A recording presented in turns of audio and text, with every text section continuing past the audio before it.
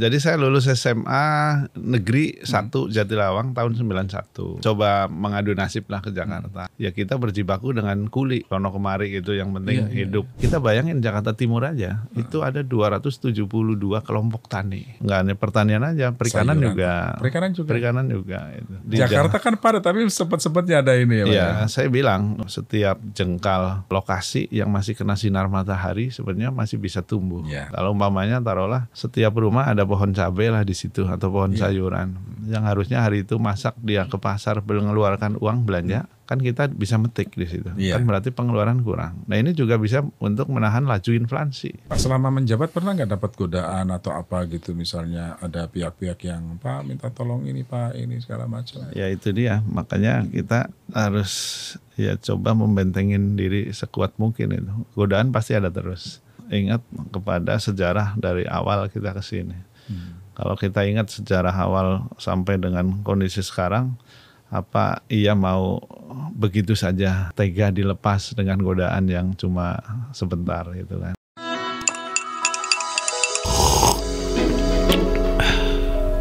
Power Breakfast.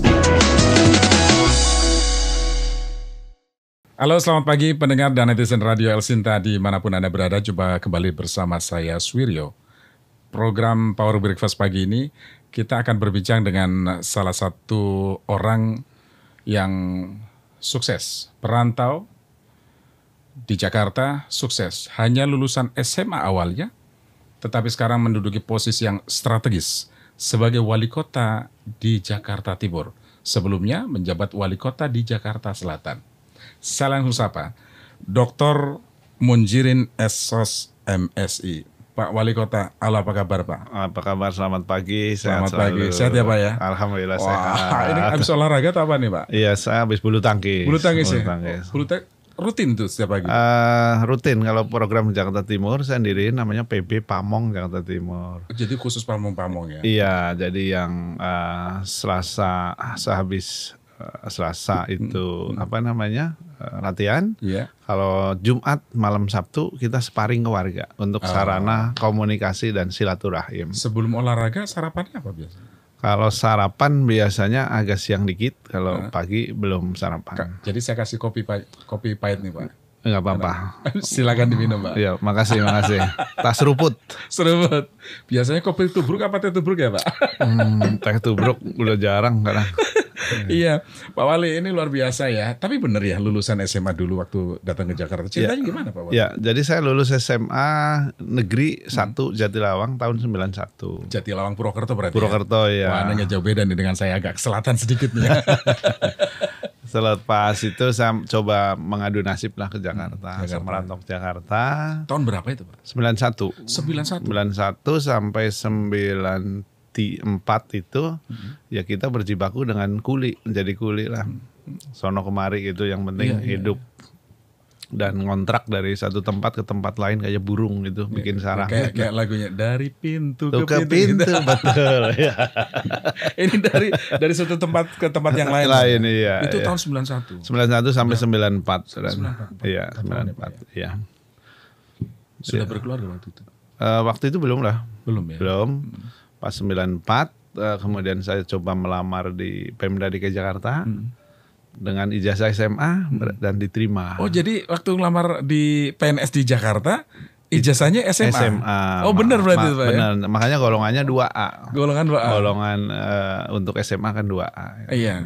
Nah terus sekarang doktor ini gimana? S3 ini gimana? Perjuangannya gimana? Ya, jadi perjuangan saya sambil kerja. Waktu itu saya bekerja ditempatkan di salah satu kelurahan di Jakarta Barat. Di Kelurahan Serengseng, Kecamatan Kembangan. Wah, dekat studio kita dong di sana. Iya betul, ya. Tinggal berseberangan aja. Iya. Nah sambil kerja, sorenya saya kuliah jam 5 sampai jam 9 malam. Oh kuliah, jadi pulang kerja kuliah. Iya, karena kita perantau ya memang harus gigih gitu lah. Iya. Kuliah. Kalau mentalnya perantau udah nggak bisa diragukan lagi lah ya. Nah di tengah kuliah D3 itu di Universitas Satya Negara Indonesia. Yang arah ke samping Gansit. Gansit itu saya di situ. Ya, ambil D3. D3 di tengah-tengah. Yang sebelah kiri arah mau ke Pondok Indah itu ya. Betul. Oh sempat di situ Pak? Iya, kuliah D3-nya di situ. D3 di situ. Kemudian setelah ya, itu nikah juga pas di situ.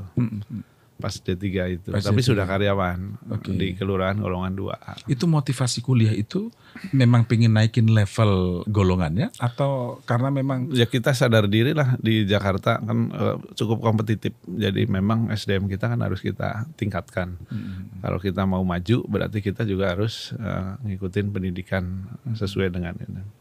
Tapi begitu selesai D3 kita ngelanjutin lagi S1 di Universitas Muhammadiyah. Muhammadiyah? Oke. Jakarta. Satunya di Muhammadiyah. Iya di Cirende. Cirende. Sambil sharing itu kan Yang sekarang rektornya Pak Murad ya? betul, Iya, betul iya. ya. Nah sekarang kebenaran saya di sana diangkat jadi ketua ILUNI ya. Oh ILUNI Ikatan, ya? Wah. Alumni FISIP Muhammadiyah. Muslim Muhammadiyah. Oh Iya. jadi dulu ngambilnya di FISIP? Di FISIP Wah, pas karena banget menyesuaikan saya ditempatkan di kelurahan. Iya, iya, Padahal iya. D3 saya teknik tadi. Teknik. Terus pindah ke sana FISIP. Lancar itu kuliahnya Pak? Alhamdulillah sesuai dengan target, bahkan ada yang sebelum target saya selesai. Kumlot dong berarti Pak? Ya Lebih pokoknya, cepat lah ya. Pokoknya di lebih atas cepat lah ya. rata-rata. Di atas rata-rata. Berarti kumlot. Di atas rata-rata. Oke. Iya, habis dari situ seiring jabatan naik di kelurahan, kepala seksi jadi sekretaris kota, sekretaris kelurahan. Sekretaris kelurahan? Iya, kemudian sampai jadi lurah. Lurah waktu itu saya ditempatkan sama Pak Wali Kota, Pak Gubernur itu di Tambora. Lurah Tambora. Tanah Sereal namanya. Tanah Sereal. Paling Oke. padat se Asia Tenggara lah, selain Iya. yang ada di Johar. Itu lurahnya saya. Yang sering kebakaran kalau Betul, kebakaran katanya kayak arisan. Iya. Itu di sana lurahnya saya. Di sana saya Berapa sampai- tahun itu Pak? Di sana kurang lebih 1,5 tahun apa 2 1 tahun tahun lah, setengah. lupa saya 2 tahunan. Habis itu kemudian dipindah ke Kelurahan Mapar Hayam Buruk yang banyak tempat hiburannya itu. Iya. Itu lurahnya Jadi sana. lebih fresh terus dong Pak ya? Terus ya. Kemudian golongan cukup, saya diangkat jadi sekretaris kecamatan di Oh, Grogol sekretaris Tanjung Duren. Oke. Itu Grogol sudah Petamburan. selesai tuh kuliah S1-nya? S1 sudah. Nah, pas lurah itu saya menyelesaikan S2 Oh, pas lurah justru Pas lurah. S2-nya udah selesai. Selesai. S2-nya di mana di Pak? Setiami. Setiami. Iya, Setiami. Sudah selesai naik sekcam, kemudian Pak Jokowi waktu itu jadi gubernur kan ya, mengadakan lelang. Lelang jabatan. Lelang jabatan. Pertama kali waktu itu. Iya, saya sekcam baru sebentar, saya ikut. Coba. Ikut. Nggak Berani taunya- juga, Pak ya? Iya. Nggak taunya saya dapat camat. Camat. Camatnya di seberang sini Pancoran. Oh, Camat Pancoran dekat dong Pak ya? Iya, Wah. Pancoran. Situ Pancoran. Kemudian pindah lagi Camat Buaranama. Nah, zaman Gubernur Pak Ahok saya diambil menjadi Kasudin Pertamanan di Jakarta Pusat. Jakarta Pusat. Jakarta Pusat, Kasudin Pertamanan. Nah, kemudian habis itu Pak Gubernur ganti Pak Anies, saya jadi Kepala Monas. Kepala Monas. Ya, ketika peristiwa 212, Iya. pengajian dan sebagainya, Iya. itu Kepala Monasnya saya. Oh. Jadi nggak pulang-pulang ke situ dah, ngurusin kegiatan Monas. Iya. Nah, kembali lagi di Kepala Monas ada sekretaris kota di Jakarta Selatan kosong. Waktu Zaman itu, Pak Anies ya. zamannya Pak Anies. Terus di bidding, di bidding, di tes ya. Saya ngikut juga, coba mengadu peruntungan gitu. Iya. Ternyata Lolos saya lagi. yang dapat. Oh. Saya yang oke. dapat. Dari berapa? Kurang tahu, cukup banyak lah. Cukup banyak ya. Cukup banyak. Dan lolos dari situ. Kemudian saya sambil belum ambil S3. Waktu itu Pak Wali Kotanya menjadi sekda di provinsi. Jadi wali kotanya kosong. Oh, oke. Nah, Pak Anies menugaskan saya. Biasanya kan kalau sekretaris kota biasanya wakil kan. Saya langsung jadi wali kota di Jakarta Selatan. Oke, itu Jam- Gubernur Pak Anies ya tahun Pak Anies 2000. terakhir 1 tahun terakhir jabatan Pak Anies lah Oh. di situ. Nah di situ kan COVID ya. Pas COVID itu ngelihat anak-anak, saya kan belajar pakai daring kan, Iya. pakai HP, pakai laptop. Kesempatan lah. Akhirnya saya ngambil juga kepin kayak anak nih kuliah yang daring nih. Saya ngambil S3 S3. di IPDN di Ampera. Ampera. Oh, yang pemerintah dalam negeri itu ya? Di Iya, Ampera itu saya ya? ngambil di situ. Selesai COVID, selesailah kuliah S3. Oke. Jadi ini luar biasa. Karena saya dengar Pak Wali ini juga selain sebagai ASN, sebagai pejabat, juga membina banyak cabang olahraga, salah satunya voli. Kemudian juga tadi dengan kesibukan itu ngatur waktunya gimana itu Pak Wali? Ya, jadi sepanjang saya kebenaran diamanatkan untuk menjadi ketua megang 2 cabang di provinsi. Satu IPSI, Ikatan Pencaksilat DKI, ketuanya saya. Kemudian satu lagi Persatuan Bola Voli Indonesia DKI, itu ketuanya juga saya. Ya pintar-pintar kita ngatur waktu lah. Yang penting pekerjaan kita selesai juga, kemudian cabang yang diamanatkan ke kita urusin juga. Tapi kadang itu resikonya, kalau kebagiannya ngurusin malam, ya malam sampai jam 12 dan sebagainya, gitu. Rapat pengurus dan sebagainya gitu. Kadang adain kejuaraan dan sebagainya. Tapi kadang-kadang juga satu inline juga, kita banyak di wali kota taruhlah membina pemuda untuk yang positif dan sebagainya. Salah satunya kan bisa disatukan dengan rencana yang ada di IPSI maupun di voli gitu. Untuk anak muda biar cinta ke situ. Betul. Jadi ngadain event, ngelaksanain tugas selaku wali kota, tapi bisa juga disandingkan dengan itu. Iya. Wah ini keren ya. Jadi mengajak anak-anak itu lebih sehat untuk mencintai olahraga. Nah, dari pengalaman Pak Wali Kota mulai lulusan SMA, kemudian sebagai ASN gitu ya, dengan golongan golongan biasa lah golongan biasa, kuliah, kemudian termotivasi terus naik. Itu apakah memang karena targetnya Pak Wali, saya harus di level sekian gitu. Jadi itu yang memotivasi Pak Wali itu, ya sudah, saya harus betul-betul membagi waktu seketat mungkin. Justru kalau saya kebalik justru Mas. Oh ya. Kalau saya tidak punya cita-cita dari jadi dulu. Jadi mengalir begitu aja. Jadi ketika kita diamanatkan untuk jadi apa, megang apa, kita coba semaksimal mungkin kita kerjakan.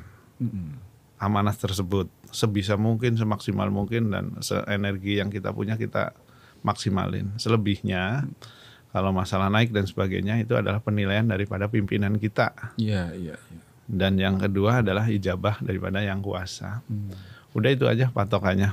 Jadi kalau muluk-muluk kadang-kadang jadinya nanti khawatir, takutnya segala cara dijalani dan sebagainya. Karena cita-cita sono. Jadi saya enggak. Gitu. Betul. Karena biasanya trennya pejabat di kepemimpinan A misalnya, beralih ke pemimpinan berikutnya, dia tidak dipakai. Biasanya begitu. Tapi kalau Pak Munzirin malah terus naik levelnya naik terus. Satu lagi kan biasanya untuk jabatan-jabatan tertentu di Jakarta, Provinsi Jakarta itu lulusan IPDN atau apa gitu kan gitu ya.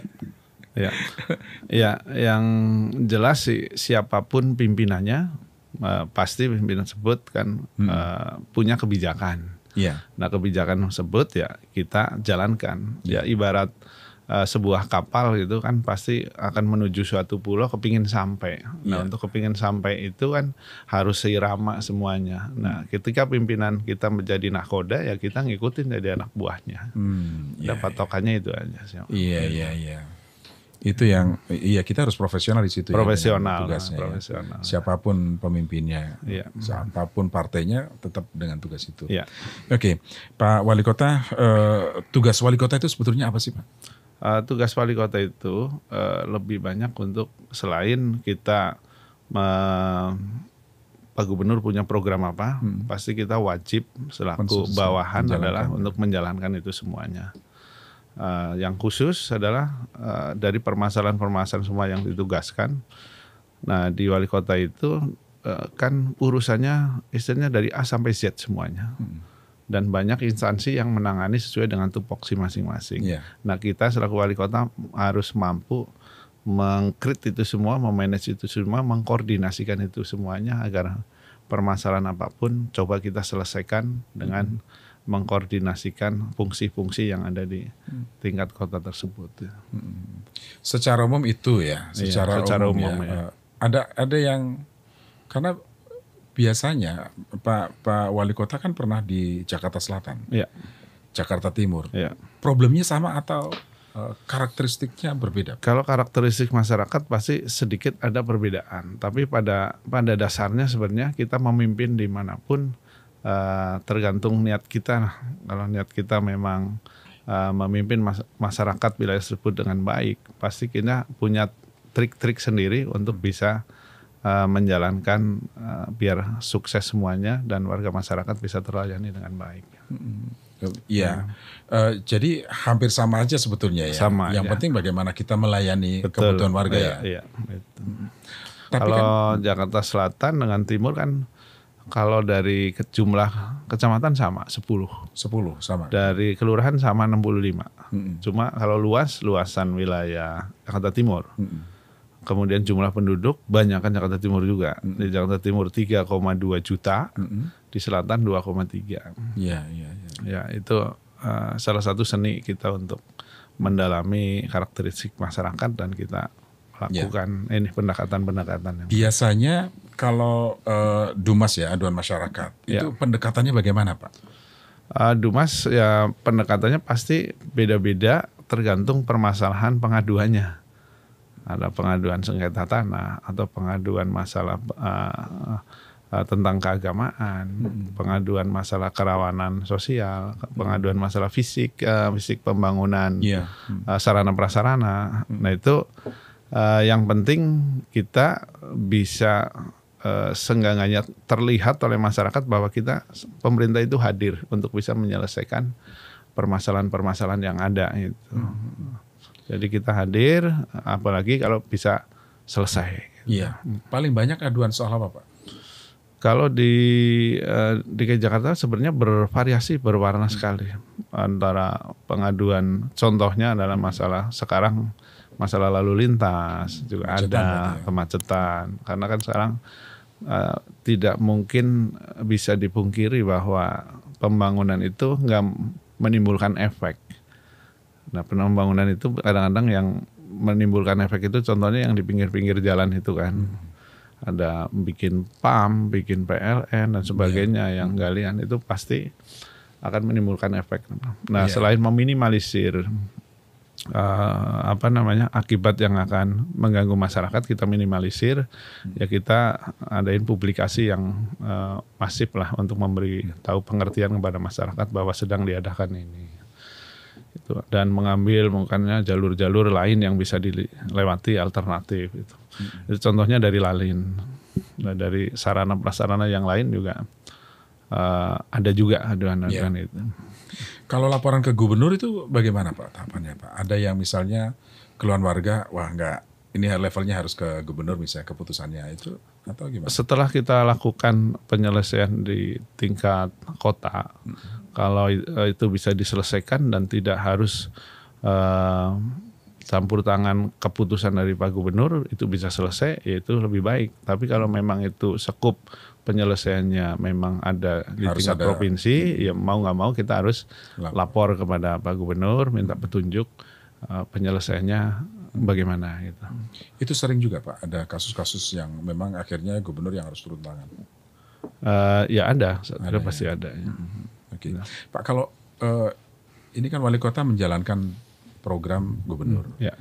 Biasanya pelaporannya bagaimana Pak? Misalnya ada forum mingguan atau bulanan di mana setiap wali kota harus melaporkan capaian kinerja dan lain sebagainya. Itu gimana tuh? Ya, di tingkat gubernur itu ada namanya rapat terbatas. Rapat terbatas itu yang mimpin langsung Pak Gubernur, Pak Wagub, Pak Sekda, sama Pak Asisten.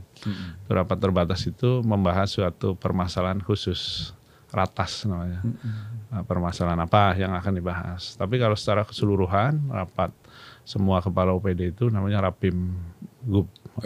Ya, itu lebih besar ininya forumnya. Itu di situ akan dibahas permasalahan-permasalahan yang ada di DKI Jakarta. Itu rutin setiap, enggak mesti? Kalau ratas sesuai dengan masalah yang akan dibahas, yang terkait dengan itu SKPD-nya diundang. Iya, kalau pengajuan anggaran misalnya kebutuhan Jakarta Timur, kita lagi akan membangun di infrastruktur atau apa gitu, itu mengajukan atau Pemprov yang memberikan? Jadi berdasarkan proses penganggaran di DKI Jakarta itu kan seperti daerah lain diawali dengan musrembang yang ada di tingkat RW, kemudian ke kelurahan, kecamatan, ke wali kota, ke gubernur. Nah dari musrembang tersebut nanti ada skala-skala prioritas yang akan dikerjakan pada tahun besoknya. Ada juga yang akan dikerjakan, bahkan ada yang diusulkan mau dikerjain tahun ini juga. Nah itu nanti kan setelah hasil musrembang dipilah-pilah. Nah tentunya nggak semuanya bisa dilaksanakan pada usulan musrembang tersebut. Ada usulan prioritas, tapi itu semuanya jadi usulan dari bank data. Nanti untuk tahun depannya lagi bisa diakomodir lagi. Nah itu mekanisme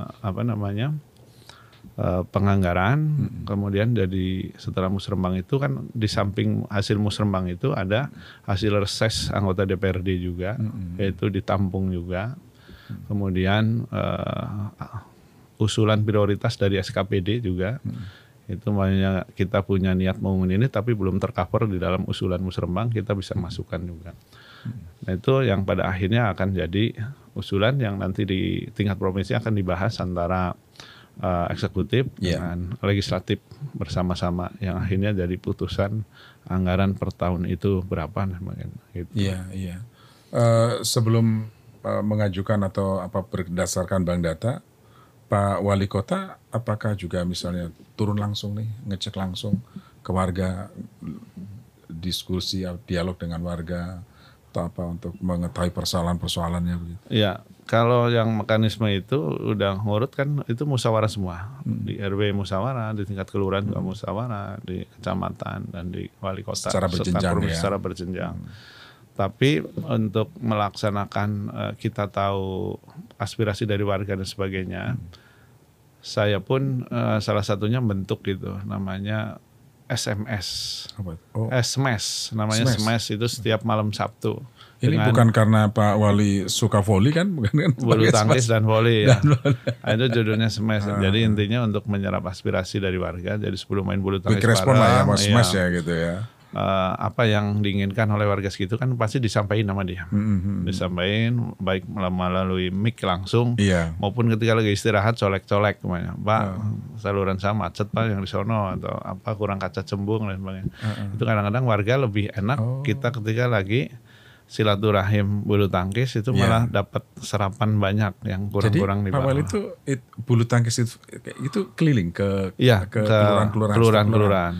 Dan kita kepinginnya bukan di indoor, malah di outdoor, yang lapangan terbuka, biar warga bisa banyak kumpul, kita bisa banyak dialog di sana ya langsung. Nah di situ bukan saya aja yang hadir kan, saya ada sekretaris kota, ada asisten, ada Pak Camat, Lurah itu, terus Sudin ada ikut juga. Jadi langsung, masalahnya langsung diperintahkan di situ langsung di situ, betul. Ya cukup efektif sih. Selain kita silaturahim juga ke masjid musola lewat keagamaan, kemudian budaya sosial itu kita juga hadir juga. Ini bagian dari merespon layanan publik ya, pendekatan-pendekatan supaya lebih cepat ya. Betul.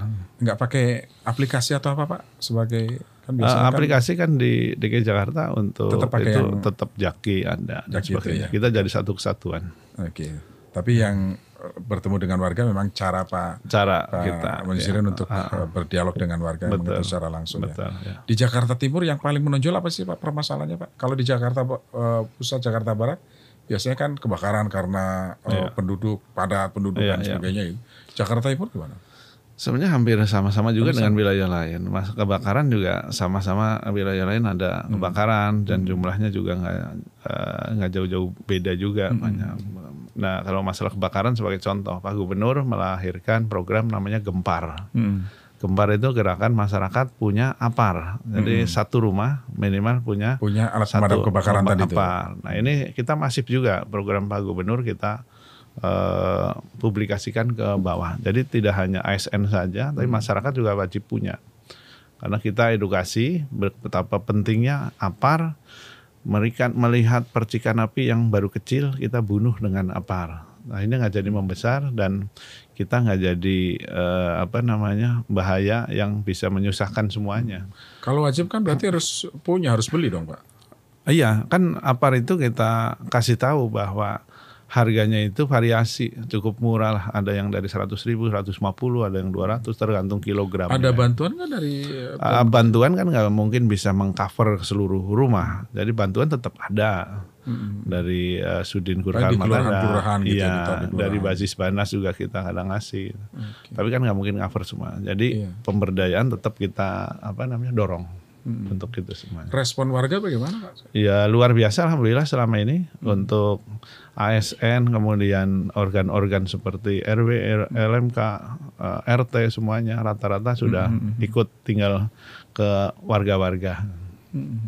Pak, kalau berkaitan dengan ekonomi ya, kan Jakarta banyak pendatang nih Pak. Ya. Banyak pendatang merata lah ya. Apalagi nanti pada saat Idul Fitri dan lain sebagainya. Nah itu bagaimana Pak Wali Kota mengelola para pendatang ini supaya tidak menjadi masalah sosial? Sebenarnya kalau bicara masalah ekonomi, tidak pendatang dan bukan pendatang dan asli itu semuanya harus kita garap agar semuanya bisa berdaya itu. Banyak cara sebenarnya untuk bisa ekonomi itu bisa berjalan. Ya sebagai contoh aja mungkin di Jakarta Timur itu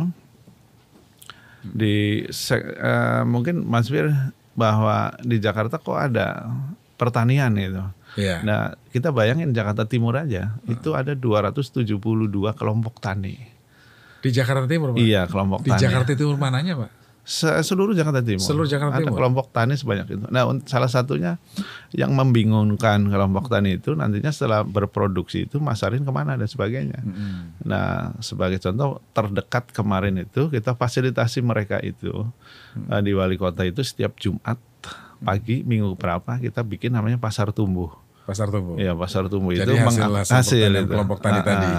Ini baru berjalan sekali bulan ini yang kedua. Dan mudah-mudahan dengan ini semuanya nanti akan melihat lama-lama orang pada datang dan di situ bisa meningkatkan perekonomian. Pertanian yang di macam-macam, nggak hanya pertanian aja, perikanan juga, perikanan juga itu. Wah keren juga ya. Keren. Di Jakarta kan padat tapi sempat-sempatnya ada ini ya.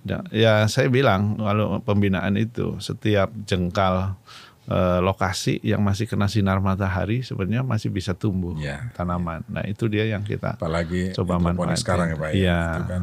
Dan alhamdulillah di timur masih banyak lahan yang bisa dimanfaatkan.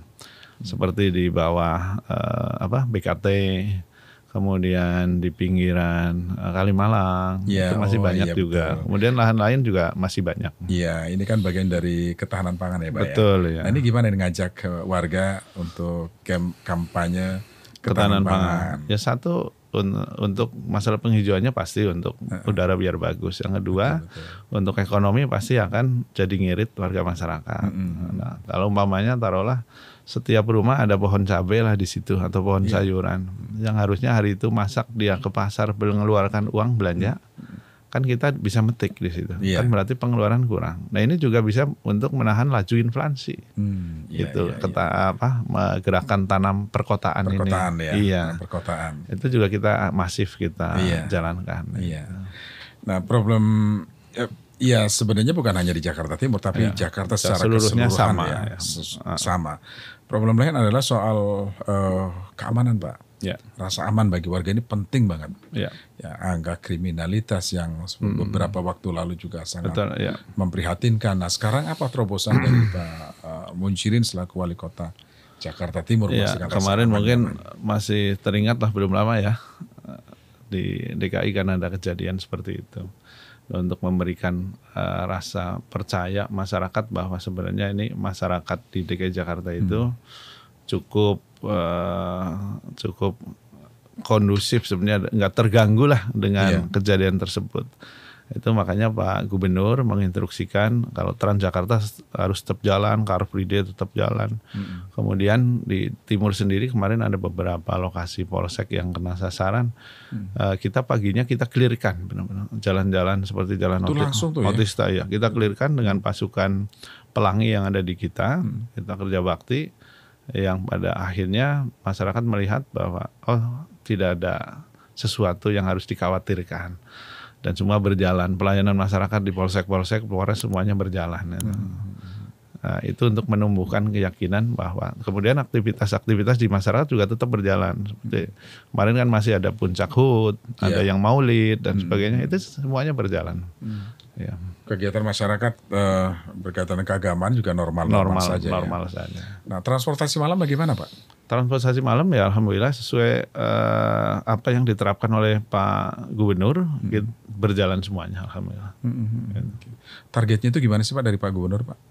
Kalau misalnya kewilayahan ya masing-masing wilayah, mulai dari rasa aman, nyaman, lingkungan ya, berkaitan dengan Kamtipmasnya. Ya intinya warga masyarakat itu bisa bertempat tinggal di Jakarta, kemudian dia merasa nyaman, kemudian layanan masyarakat bisa didapatkan dengan mudah, kebutuhan pokok bisa didapatkan dengan mudah. Gitu. Ya, tolak ukurnya kan di situ. Iya. Kalau sekarang kan udah nggak terdengar lagi gusuran-gusuran, udah nggak ada Pak ya. Iya. Ini tertib atau memang karena memberi ruang ke? Ya ada salah satu yang tetap kita gusur karena memang menyalahi aturan. Cuma kita tempuh dengan cara-cara yang soft, pendekatan, persuasif dan sebagainya. Akhirnya paham, memahami, kemudian ya tidak terjadi apa-apa. Itu yang kita kedepankan terlebih dahulu. Tapi ya kalau mamanya kayak PK5 dan sebagainya yang sangat menonjol di jalan-jalan protokol ya tetap harus kita sering edukasi kepada mereka dan sering melakukan tindakan gitu. Iya. Kalau kenakalan remaja, anak-anak sekolah tawuran kayak gitu di Jakarta Timur lumayan. Ya di Jakarta Timur ada beberapa lokasi yang kejadian tapi mudah-mudahan terus kita push untuk turun ke kejadian-kejadian tersebut dengan melibatkan seluruh stakeholder yang ada di kita bersama-sama. Gitu. Kemudian di acara-acara keagamaan dan sebagainya juga kita sentuh juga lewat situ agar punya rasa tanggung jawab bareng-bareng lah. Yang punya anak, punya anak masih muda, kemudian sering keluar malam dan sebagainya, ya harus kewaspadaan dari orang tua juga harus. Kita tuntut juga, jangan dari kita saja, tapi bersama-sama. Termasuk peredaran narkoba di kalangan pelajar, di kalangan anak itu gimana? Iya, kita rutin bekerjasama dengan BNN Kota. Kan ada kita. Betul. Kita masuk ke sekolah-sekolah, kemudian Satpol juga ada program namanya Ghost to School. Ghost to School salah satu masuk ke itu juga masalah narkoba. Masalah narkoba. Iya. Ini kan pas banget nih Pak Wali Kota kan hobinya olahraga, goes gitu ya. Itu sambil keluar masuk kampung sosialisasi barangkali ngobrol sama warga itu lumayan juga tuh Pak. Iya, itu sangat efektif untuk pendekatan-pendekatan dan informasi-informasi apa yang harus disampaikan lewat yang seperti itu istilahnya bukan formal, informal, malah lebih mengena sih. Kadang apa aja bisa kita sisipin. Masalah narkoba, masalah kenakalan remaja, masalah ketaatan warga masyarakat membayar pajak juga kita kadang sentuh juga ke situ. Oke. Dari perjalanan karir Pak Mujirin sebagai Wali Kota Jakarta Selatan, mulai dari kelurah, kecamatan, kemudian Wali Kota Jakarta Selatan, Jakarta Timur, dan seterusnya Allah akan ngasih jalan nggak tahu seperti apa. Apa yang ada dalam benak Pak Mujirin soal pelayanan, pengabdian atau apapun gitu yang menjadi semangat Pak Mujirin, saya harus melakukan itu karena itu mungkin jalan hidup saya gitu. Ya, kalau kita sebagai umat Islam kan kita percaya setelah usaha panjang terakhir kan ditakdir. Kita ditakdirkan apapun, posisi terakhir itu ya wajib kita percaya dan kita syukurin dengan takdir itu. Gitu. Yang penting kita nggak kufur dengan takdir. Ketika kita udah usaha, tentunya umpamanya namanya usaha kan ada yang terkabul, ada yang tidak sesuai dengan tujuannya. Kalau memang udah ditakdirkan kita yang untung umpamanya ya kita terima, yang rugi, yang tidak baik ya emang takdirnya udah di situ. Yang penting kita ikhlas menjalani hidup. Dalam hidup apa targetnya Pak? Target hidup kita ya semuanya orang hidup pasti pada endingnya kan akan meninggal, ya masuk surga. Untuk mencari masuk surga itu kan dalam dunia itu bisa dijadikan alat. Nah itu semua pengabdian tadi ya ke masyarakat itu bagian dari jalan ke sana. Jadi jangan ketipu dengan dunia itu, maksudnya dunia tapi bisa dijadikan alat untuk ke sana. Pak, selama menjabat pernah nggak dapat godaan atau apa gitu, misalnya ada pihak-pihak yang Pak minta tolong ini Pak ini segala macam. Iya. Karena rentan ya jabatan-jabatan yang diemban Pak Muhyiddin kan sangat strategis dan sangat rentan. Gampang tergoda kalau orang nggak kuat iman, gitu. Ya itu dia, makanya kita harus ya coba membentengin diri sekuat mungkin itu. Godaan pasti ada terus. Godaan ada terus, tapi benteng kita coba kita perkuat dengan itu. Walaupun kadang manusia takdirnya kan kadang lupa, tapi kalau kita ingat kepada Allah sering ya kita balik lagi, ingat lagi. Selain memang yakin dan ya nilai spiritual, apa yang membuat Pak Muhyiddin kuat untuk tahan terhadap godaan-godaan tadi? Kita kembali kepada ingat kepada sejarah dari awal kita ke sini. Kalau kita ingat sejarah awal sampai dengan kondisi sekarang, apa ia mau begitu saja tega dilepas dengan godaan yang cuma sebentar gitu kan.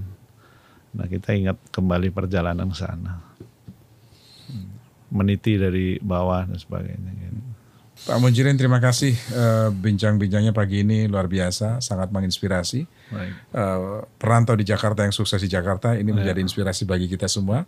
Yang penting di atas semuanya adalah kejujuran, tekad kuat dan lurus dalam tindakan. Ini akan menyelamatkan jalan hidup Anda. Pak Muhyiddin, sehat selalu, sukses untuk karir selanjutnya. Terima kasih. Pendengar dan netizen Radio El Sinta, demikian tadi Power Breakfast bersama Wali Kota Jakarta Timur, Dr. Muhyiddin SOS MSI.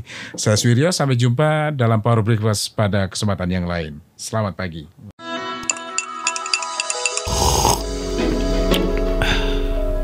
Power Breakfast.